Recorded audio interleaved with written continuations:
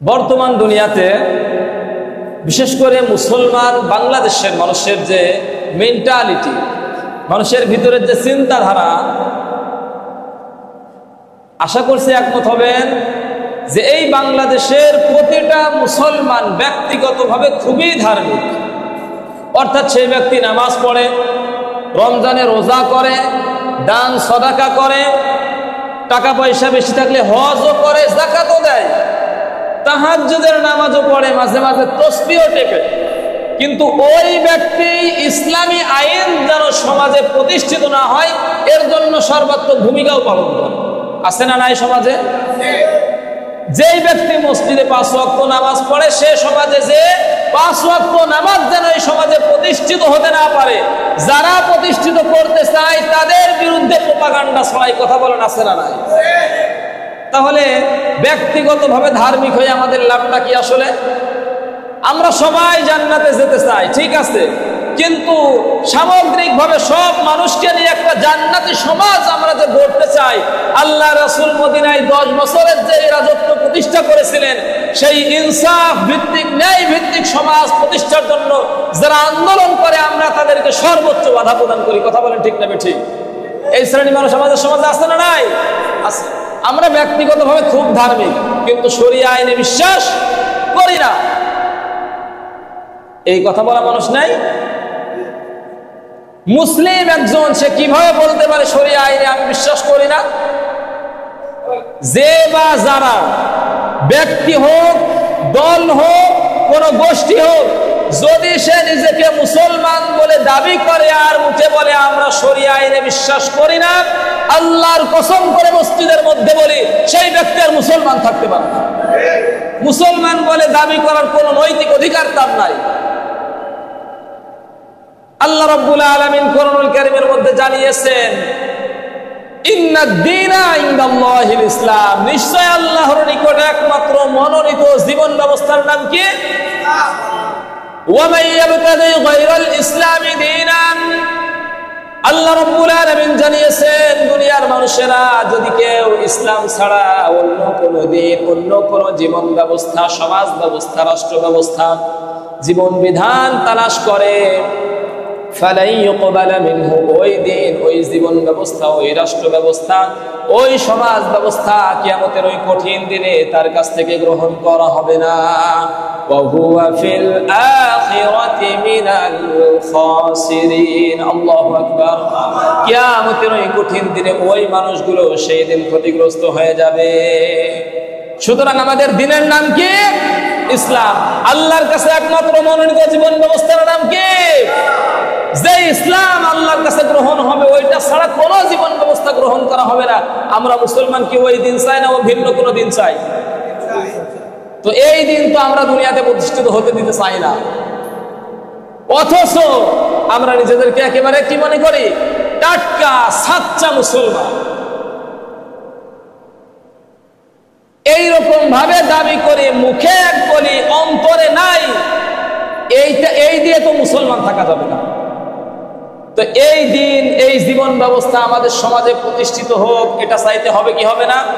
এর জন্য আমাদের কাজ করা লাগবে কি লাগবে না? এই জন্য রাসূল করিম সাল্লাল্লাহু আলাইহি ওয়াসাল্লামকে আল্লাহ রাব্বুল আলামিন এই দুনিয়াতে পাঠিয়েছিলেন আর একটা দিন দিয়েছিলেন, বলেছিলেন যে তার কাজ শুধুমাত্র এই ইসলাম নামক দিনকে এই পৃথিবীর বুকে প্রতিষ্ঠিত করা। কথা বলেন, ঠিক না ঠিক? হুয়াল্লাযী আরসালা রাসূলাহু বিল হুদা, আল্লাহ রাব্বুল আলামিন বলছেন তিনি হলেন সেই সত্তা যিনি তার রাসূলকে পাঠিয়েছেন হেদায়েত সহকারে। হেদায়েত হলো কোরআন, হেদায়েত হলো 23 বছরে নাযিলকৃত এই বিধান। ওয়া দীনিল হক, এই হেদায়েত সহকারে পাঠিয়েছেন এবং সত্য দিন সহকারে পাঠিয়েছেন। এই দিনের নাম কি? পাঠিয়েছেন আল্লাহ এই জন্য, লিইয়ুযহিরাহু আলাদ-দীনি কুল্লিহি ওয়ালাউ কারিহাল মুশরিকুন। জোরে বলুন আল্লাহু আকবার। শুধুমাত্র এই জন্যই পাঠিয়েছেন যাতে করে রাসূল পৃথিবীতে যত ধরনের দিন আছে, পথ আছে, মত আছে, মতাদর্শ আছে, রাজনৈতিক ব্যবস্থা আছে, সামাজিক ব্যবস্থা আছে, সমস্ত জীবন ব্যবস্থাকে ডাস্টবিনে নিক্ষেপ করে করে নর্দমার মধ্যে জাহান্নামের মধ্যে নিক্ষেপ করে একমাত্র আল্লাহ মনোনীত ইসলামকে এই দুনিয়াতে প্রতিষ্ঠিত করতে পারে। কথা বলেন ঠিক না বেঠিক? এখন আমরা সেই রাসূলের উম্মত দাবি করি আর আমরা বলি যে শরিয়া আইনে আমরা বিশ্বাস। যে মুসলমান এই কথা বলে সে তো মুসলমান থাকতে পারেই না, যে বা যারা ওই মুসলমানের অনুসরণ করে তারাও মুসলমান থাকতে পারে। কথা তো আজ থেকে হলো কেন? আপনি কি ওই দলে আছেন নাকি? কথা ভালো করে বুঝবেন। যদি আপনি মুসলমান হন এই কথা বলার সুযোগ আছে? অথচ আল্লাহ বলেছেন আমার দিন এই দুনিয়াতে প্রতিষ্ঠিত করতে হবে। ইনিল হুকমু ইল্লা লিল্লাহ। আল্লাহ বলেছেন আলা লাহুল খালকু ওয়াল আমর, সাবধান সাবধান, সৃষ্টি যার, আইন চলবে তার। এই জমিন কার? আমরা কার? এই জমিন যদি হয় আল্লাহর তাহলে এখানে আইন চলবে আল্লাহ। সুতরাং যে বা যারা এই জমিনে আল্লাহর দিন আল্লাহর আইন প্রতিষ্ঠা হতে দিতে চায় না, আমরা বলি আল্লাহর ভাষায় সে আর মুসলমান থাকতে পারে না।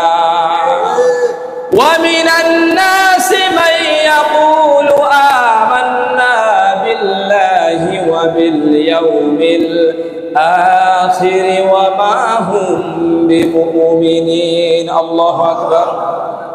আল্লাহ রাব্বুল আলামিন জানিয়েছেন মানুষের মধ্যে এমন অনেক মানুষ আছেন যারা মুখে মুখে বলে আমরা ঈমান এনেছি আল্লাহর উপরে।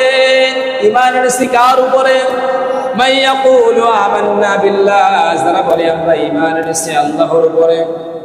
ওয়া বিল ইয়াউমিল আখির, এবং আমরা আখিরাতেও বিশ্বাস করি। আল্লাহ রাব্বুল আলামিন এই সমস্ত মানুষদের ব্যাপারে বলছেন ওয়া মা হুম বিমুমিনিন। হে রাসূলরা যদিও বলে আমরা ঈমান এনেছি আল্লাহর উপরে, আখিরাতে বিশ্বাস করি, কিন্তু আমি আল্লাহ বলছি ওরা মুমিন নয়। মুখে মুখে আল্লাহর উপর বিশ্বাস করি, আখিরাতে বিশ্বাস করি, এই কথা বলে মুমিন হওয়া যায় না। মুমিন হতে হলে তিনটা বৈশিষ্ট্য দরকার। কয়টা বৈশিষ্ট্য দরকার? আল্লাহ রাসূল সাল্লাল্লাহু আলাইহি ওয়াসাল্লাম জানিয়েছেন যদি কেউ নিজেকে সাচ্চা মুমিন মুসলমান দাবি করতে চায়, মুমিনের শর্ত হচ্ছে তিনটা। শর্ত কয়টা? ইকরার বিল লিসান, মুমিন মুখে ঘোষণা দেবে লা ইলাহা ইল্লাল্লাহু মুহাম্মাদুর রাসূলুল্লাহ। সবাই বলেন আশহাদু আল্লা ইলাহা ইল্লাল্লাহু ওয়া আশহাদু আন্না মুহাম্মাদান আবদুহু ওয়া রাসূলুহু। যেই ব্যক্তি মুমিন হবেন, যেই ব্যক্তি নিজেকে মুসলমান বলে দাবি করবে, তার প্রথম কাজ এই ঘোষণা দেয়া আল্লাহ ছাড়া আর কোনো ইলাহ নাই, মুহাম্মদ সাল্লাল্লাহু আলাইহি ওয়াসাল্লাম আল্লাহর রাসূল। এটা স্বাভাবিক ঘোষণা, কিন্তু এই কথা সাক্ষ্য আসতে হবে। আমি অবশ্যই সাক্ষ্য দিচ্ছি আল্লাহ ছাড়া এই পৃথিবীতে আর কোনো ইলাহ নাই। তার মানে আমি এটা বিশ্বাস করি আল্লাহ ছাড়া কোনো আইনদাতা নাই, বিধানদাতা নাই, রিজিকদাতা নাই, লালনকর্তা নাই, পালনকর্তা নাই, সার্বভৌম ক্ষমতার একচ্ছত্র অধিপতি আল্লাহ ছাড়া কেউ নাই। কথা বলেন ঠিক কিনা? ওয়া আশহাদু আন্না, এবং আমি আরো সাক্ষ্য দিচ্ছি মুহাম্মাদান আবদুহু ওয়া রাসূলুহু, মুহাম্মদ সাল্লাল্লাহু আলাইহি ওয়াসাল্লাম ওই আল্লাহর বান্দা এবং তার প্রেরিত রাসূল। ওই আল্লাহর বিধানকে মেনে নিয়ে, ওই আল্লাহকে আমার একচ্ছত্র সার্বভৌম ক্ষমতার অধিপতি মেনে নিয়ে তিনি যেই রাসূল পাঠিয়েছেন ওই রাসূলকে একনিষ্ঠভাবে জীবনের আদর্শ মেনে নিয়ে অনুসরণ করার নাম ইকরার বিল লিসান। কথা বলেন ঠিক কিনা? এইটা হলো মুখে বলা, মুখে স্বীকার করা। এরপরে আর দ্বিতীয় শর্ত হলো তাসদীক বিল জিনান, অন্তরের মধ্যে দৃঢ় বিশ্বাস করতে হবে। মুখে আপনি যেটা বললেন অন্তরে থাকার দরকার আছে না নাই? অন্তরের মধ্যে যখন দৃঢ় বিশ্বাস হয়ে যাবে, আপনার ঈমানের পূর্ণতা পাবার তৃতীয় শর্ত হলো আল আমালু বিল আরকান, এই ইসলামের মধ্যে যেই দিন মানার জন্য আপনি মুখে স্বীকার করেছেন, যে আল্লাহকে আপনি রব হিসেবে মেনে নিয়েছেন, যে রাসূলকে আপনি আপনার জীবনে আদর্শ হিসেবে মেনে নিয়েছেন, ওই রাসূলের আদর্শ, ওই আল্লাহর বিধান দুনিয়ায় প্রতিষ্ঠিত করে নিজের জীবনে, সমাজে, রাষ্ট্রে প্রতিষ্ঠিত করে আপনাকে প্রমাণ দিতে হবে আপনি মুমিন। বলেন, এই তিন শর্তের মধ্যে একটা শর্ত যদি কারো মধ্যে না পাওয়া যায়, তাকে কি মুমিন বলা যাবে? কথা আসতে বললেন, কারণ মুমিন বলা যাবে? মুমিনের শর্ত হচ্ছে তিনটা: মুখে স্বীকার করা, অন্তরে বিশ্বাস করা, আর সেই কথা কাজে পরিণত করা। কথা বলেন ঠিক না বেঠিক? সুতরাং যারা বলে আমরা ঈমান এনেছি আল্লাহর উপরে, আমরা আখিরাতে বিশ্বাস করি, যারা সময় আসলে মাথায় টুপি পরে, যারা নির্বাচনের আগে মক্কায় যায়, আল্লাহর রাসূলের রওজা জিয়ারত করে আসে, কিন্তু আল্লাহর দ্বীন এই সমাজে প্রতিষ্ঠিত হোক চায় না, শরীয়ত আইনে বিশ্বাস করে না, আমরা বলি ওরা মুখে বলতে পারে কিন্তু কাজে ওদের পরিণত নাই, ওরা মুসলমান থাকতে পারবে। সুতরাং আমরা কি চাই ওই শ্রেণীর লোক হতে চাই আমরা? কারণ যারা মুসলমান না তাদের জন্য জান্নাত নাই। আপনাকে কোরআন পড়তে হবে, কোরআন বুঝতে হবে, আপনাকে সঠিক দিন জানতে হবে। আল্লাহ রাসূল 23 বছর ধরে এই দুনিয়াতে চেষ্টা করে গিয়েছেন কিভাবে আল্লাহর দ্বীন এই যুগে প্রতিষ্ঠা করা যায়, আর আপনি বলছেন শরিয়া আইন আমরা বিশ্বাস করি। অথচ এই শরিয়া প্রতিষ্ঠার জন্য আল্লাহ রাসূল উহুদের ময়দানে দাঁত ভেঙেছেন, বদরের ময়দানে 14 জন সাহাবীকে শহীদ হওয়া লেগেছে। এরকম কত যুদ্ধে তিনি অংশগ্রহণ করেছেন, 27টা যুদ্ধে নিজে অংশগ্রহণ করেছেন। 1.5 লক্ষ সাহাবীর ভিতরে মাত্র 10-15 হাজার মক্কা মদিনায় রেখে সমস্ত সাহাবীদেরকে বিশ্বের আনাচে কানাচে পাঠিয়ে দিয়েছেন যে এই দিন পৃথিবীতে ছড়িয়ে দিতে হবে, এটা আল্লাহর দায়িত্ব। বাল্লিগ মা উনজিলা ইলাইকা মির রাব্বিক, রাসূলকে আল্লাহ দায়িত্ব দিয়েছেন, আমি যা তোমার কাছে নাজিল করেছি এটা মানুষের মাঝে পৌঁছে দাও, প্রচার করো। ওই দায়িত্ব আমাদের পর্যন্ত এসেছে, আমাদেরকে ওই দায়িত্ব পালন করতে হবে কি হবে না? সুতরাং এটা তো আর একা একা সম্ভব নয়। সম্ভব? বলেন। এমন এমন ইসলামে অনেক বিধান আছে যা আপনি ব্যক্তি হিসেবে পালন করতে পারবেন না। যদি রাষ্ট্রীয়ভাবে ইসলাম ক্ষমতায় না বসে, কোরআন দিয়ে সমাজ রাষ্ট্র পরিচালিত না হয়, এমন অসংখ্য বিধান আছে যা ব্যক্তি পালন করতে পারে না। সুতরাং একটা ইসলামী সমাজ ব্যবস্থা, একটা ইসলামী রাষ্ট্র দরকার আছে না নাই? প্রতিষ্ঠিত করতে পারবো কি পারবো জানি না, কিন্তু আমাদের প্রচেষ্টা করার দরকার আছে না? এমন অসংখ্য নবী রাসূল কিয়ামতের ময়দানে উঠবেন যাদের পিছনে আমরা হাদিসে পড়েছি, যাদের পিছনে একজন উম্মত থাকবে না। তার মানে ওই নবী কি ব্যর্থ? ওই নবী ব্যর্থ হবে? কথা বলেন না। এমন অসংখ্য নবী উঠবে যাদের পিছনে একজন উম্মত থাকবে না, ব্যর্থ হবে।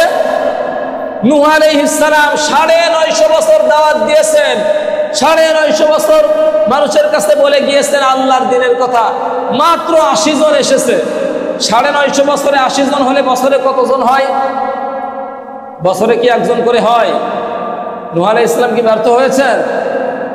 ব্যর্থ হননি।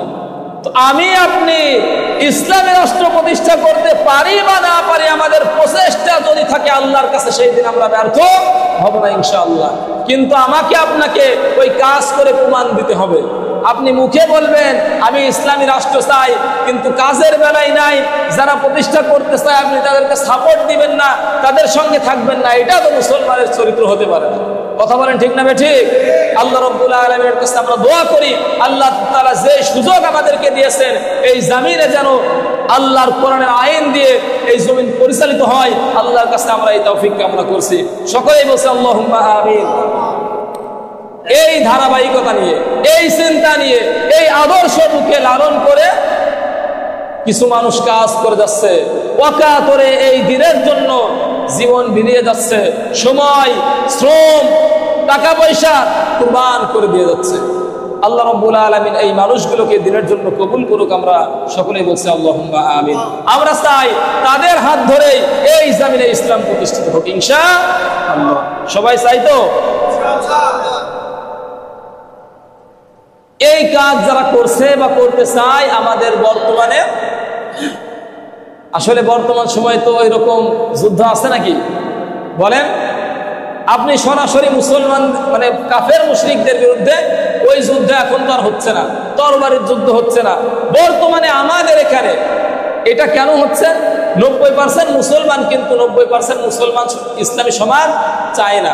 এই জন্য আমাদেরকে যারা চায় তাদেরকে নিয়ে একটা গঠন করতে হবে, সংগঠন, একটা দল গঠন করতে হবে, যাতে করে সংখ্যাগরিষ্ঠতা অর্জন করে কি করতে পারে, এই সমাজে ইসলামী আইন প্রতিষ্ঠার জন্য কাজ করতে পারে।